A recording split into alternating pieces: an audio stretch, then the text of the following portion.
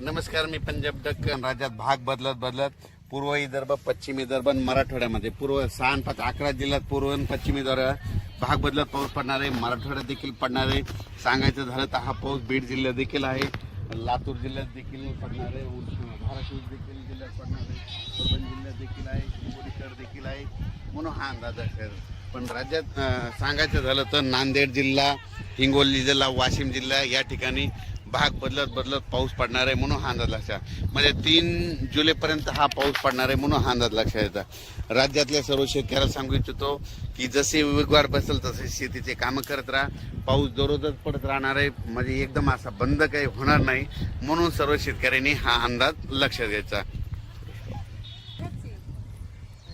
तर राज्यातल्या सर्व शेतकऱ्याला सांगू इच्छितो की बीड जिल्ह्यात काही भागात पडला, आज ह्या 2 3 4 जुलैपर्यंत तिकडे देखील काही भागात पाऊस पडत जाईल.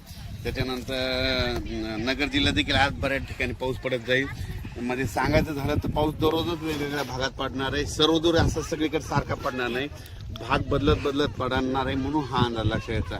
आणि त्याच्यानंतर 6 जुलै 7 आणि 8च्या दरम्यान एकदा पावसाचं वातावरण राहणार आहे. पण सगळ्यात वरून राज्याची कृपा फक्त विदर्भावर जास्त, म्हणजे विदर्भात 6 5 11 जिल्ह्यामध्ये मात्र तिकडल्या भागामध्ये चांगला पाऊस पडणार आहे. म्हणजे हे सांगायचं झालं तर.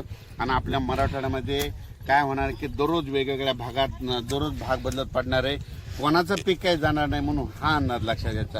राज्यात मग मराठवाड्यातला आणि पूर्व विदर्भ आणि पश्चिम विदर्भ ह्या भागात देखील पाऊस असणारच आहे. म्हणजे 3 4 जुलैपर्यंत दररोज वेगवेगळ्या भागात पाऊस पडणार आहे, एकदम काही बंद होणार नाही, त्याच्यामुळे काही चिंता करायची गरज नाही.